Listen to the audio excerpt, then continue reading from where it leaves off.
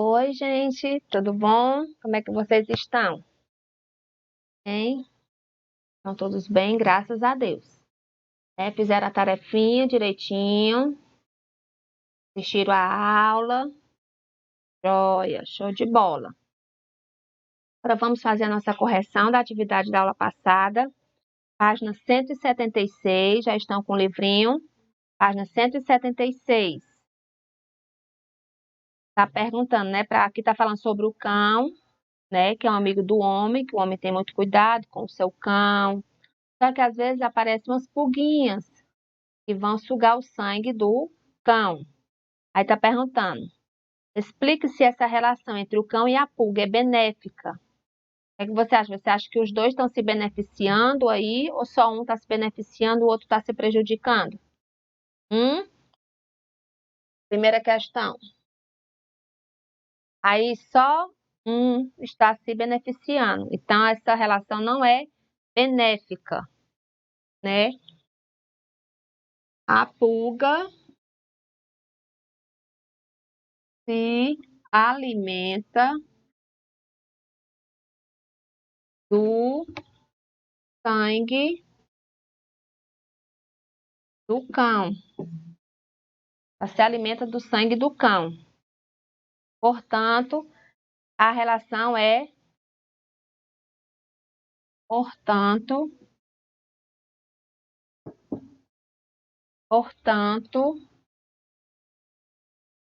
essa relação prejudica o cão, certo? Porque só ela que está se alimentando e o cão está perdendo o seu sangue, então ele está sendo prejudicado. Tá joia? Na segunda questão, nós temos aí o chupim e o tico-tico. Aí tá falando, né, sobre essa ave, né, o que é que ela constrói, o que é que ela se alimenta, se ela bota ovos, tá certo? Aí temos aí duas questões com relação ao texto. Quais são os animais caracterizados no texto? O chupim e o tico-tico, certo? O chupim e o tico-tico. Na letra B, o chupim prejudica as outras aves? Você concorda com essa afirmação? Explique. Sim, ele prejudica sim. Por quê?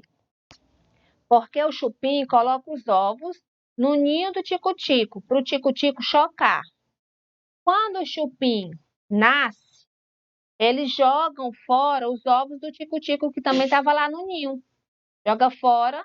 Então, o chupim está prejudicando o nascimento, né, a procriação dos tico-tico, porque depois que eles nascem, eles jogam fora os ovos do tico-tico. Aí como é que vão nascer os tico-tico? Porque quando cair lá no chão, vai se quebrar todos, tá certo? Vamos para outra página. 177. Troque as imagens pelas palavras e escreva um pequeno texto sobre a cadeia alimentar. Em uma cadeia alimentar, a árvore é o produtor. Ela serve de alimento para o grilo, que serve de alimento para o pássaro, que serve de alimento para o gato.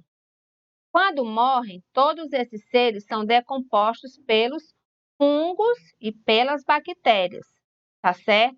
Aí vocês vão reescrever esse texto, no lugar das figuras você coloca a palavra do desenho, tá certo? Segunda questão. Diferencie produtor e consumidor em uma cadeia alimentar. Exemplifique. Você vai explicar e exemplificar, dar exemplo. Certo, produtor? Produtor é o ser vivo que produz o seu próprio alimento. Exemplo, as plantas e as algas. Certo? Produtores são seres que produzem o seu próprio alimento. Exemplo, as algas e as plantas. Consumidores são ser vivo que não fabrica o seu alimento. Que são quem? Os animais e o ser humano. porque eles necessitam de outros seres para se alimentar. Consumidores não fabricam seu próprio alimento. Eles precisam de outros seres para se alimentar, tá certo? Terceira, explica a importância dos decompositores. Eles são responsáveis por decompor restos de seres mortos. Nessa decomposição, ele traz nutrientes para o solo. E a planta necessita desses nutrientes para crescer e se desenvolver. Tá ok? Joia! Agora vamos para a aula de hoje, né? Vamos rever um pouco sobre a cadeia alimentar também e falar sobre a energia nas cadeias alimentares. Essa energia que elas têm, a planta, ó. Como vimos, o sol é a fonte de energia para os produtores das cadeias alimentares. Mas o que ocorre com a energia recebida pelos produtores ao longo da cadeia? Será que ela aumenta, diminui ou se mantém? Né? Toda essa energia que elas têm. Parte da energia do sol que os produtores recebem fica armazenada na matéria do corpo deles. Toda a energia do sol que a planta recebe fica toda armazenada no seu corpo, no caule, na raiz, nos galhos, nas folhas, nos frutos, nas flores, certo? A outra parte dessa energia é usada na manutenção e no desenvolvimento do organismo e é transformada e liberada para o ambiente. Quando ela passa para o fruto, você come o fruto. Então, você também está comendo nutrientes que tinha naquela planta, através do fruto dela, certo? A energia fica toda armazenada no seu corpo. Quando ela vai produzindo e a pessoa que está comendo aquele alimento também está recebendo nutrientes, tá bom? Vamos conhecer agora alguns exemplos de como isso acontece. Ou seja, de que modo a energia do sol que foi transformada pela planta é transferida para o outro consumidor. Lá na página 63 tinha lá uma castanheira, certo? Você pode ir lá retomar o texto novamente. A castanheira, a castanha está aqui, ó, muda da castanheira. A castanheira vai crescendo, que ela está recebendo ali nutrientes do solo, do sol, e vai se transformar em uma castanheira enorme. Depois ela vai colocar frutos, que é o ouriço, né? Que é os frutos que acomodam a castanha. Quando você se alimenta dessas castanhas, você está comendo nutrientes que tinha naquela planta. Você também está se alimentando de nutrientes. Para crescer, se manter e produzir toda essa matéria orgânica, a castanheira faz fotossíntese, processo fundamental pelo qual as plantas fabricam o próprio alimento. Você estudou na página 55 que a fotossíntese ocorre na presença de luz solar e a planta utiliza essa energia para se manter. É isso que possibilita o desenvolvimento das estruturas que formam o corpo das plantas e a produção de flores, frutos e sementes.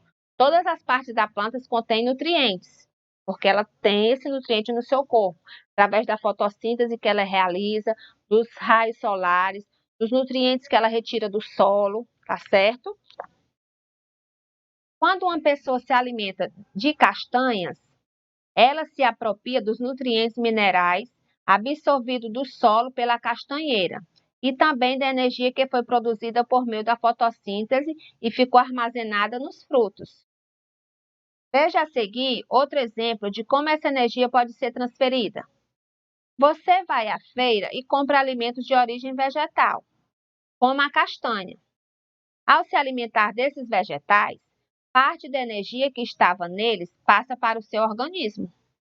No entanto, o alimento comprado na feira geralmente veio do cultivo de plantações. Essa é uma grande diferença na forma de aquisição dos alimentos, pelo ser humano e por outros animais. Ao plantar e produzir uma horta, por exemplo, o ser humano controla a produção própria da sua própria comida, ou seja, não consome apenas as plantas nascidas naturalmente. Os demais animais não têm essa habilidade. Agora veja outro exemplo de transferência de energia que acontece na natureza. Quando o animal se alimenta de uma planta, como o grilo no esquema ilustrado a seguir, apenas uma parte da energia que a planta recebeu do sol é transferida para ele. Do total de energia que o grilo obteve, uma parte é liberada para o ambiente, pois ele gasta em atividades que mantêm o organismo dele funcionando, como no seu crescimento, na respiração, na digestão, entre outras. A parte da energia que ele não gastou permanece armazenada em seu corpo. É igual a planta. A planta tem aquela energia armazenada. Quando o grilo comeu a folha, a energia que estava naquela folha foi para o grilo e também a planta liberou, né, energia. Porque ela cresceu, ela se desenvolveu, ela botou frutos, flores. O grilo se alimentou dessa parte de energia que estava na planta. Quando ele é comido, parte da energia que estava no corpo dele, por exemplo, ele é comido pelo sapo. O sapo vai aproveitar só uma parte. O sapo não vai pegar toda a energia que estava no corpo dele, porque ele já tem liberado um pouco no ambiente. Por quê? Porque ele anda, ele pula, ele canta. Tudo isso está gastando energia. Então, aquela energia que ele tinha absorvido da folhinha, uma parte já foi para o ambiente e ficou só outra parte nele. Por isso que a energia vai diminuindo, você vai recebendo menos energia, menos nutrientes. A planta, vamos dizer que a planta tem assim de nutrientes. O grilo veio e ganhou uma parte dela. Aí o sapo veio e ganhou só mais uma parte menor. Aí veio outro animal, a cobra, e comeu o sapo. Aí ela já pegou menos nutrientes do que o grilo tinha pego, porque o grilo foi o primeiro. Certo? E assim vai, a cadeia vai, esse esquema vai diminuindo. Os nutrientes que os outros vão pegando do outro vai sendo cada vez menor. Certo? Ó, aí tem aí um esquema abaixo mostrando porque eles se alimentam, mas eles também liberam uma parte no ambiente que a gente está exercitando, está andando, está comendo, está pulando, está também gastando energia, aquela energia que a gente obteve, certo? Então, vocês têm o exercício de casa, gente, da página 76 e 77, falando sobre a cadeia alimentar, sobre os produtores, consumidores, decompositores, e também com relação à energia que a gente retira de outro ser vivo, mas a gente gasta um pouco, deixa um pouco no ambiente, o outro ser vivo que vem e comeu parte da nossa energia já vai ganhando menos energia, cada vez vai diminuindo um pouquinho, tá certo? Espero que vocês tenham entendido o conteúdo. Caso não, leiam novamente o texto, porque através da leitura é que a gente assimila melhor o conteúdo, certo? Gente, leiam novamente para responder a tarefinha. Na próxima aula, a tia vai estar aqui com vocês para a gente fazer a correção. Tá bom, meus amores? Ó, qualquer dúvida, pode perguntar a tia lá no Zap. No Zap Zap. Tá bom? Tchau!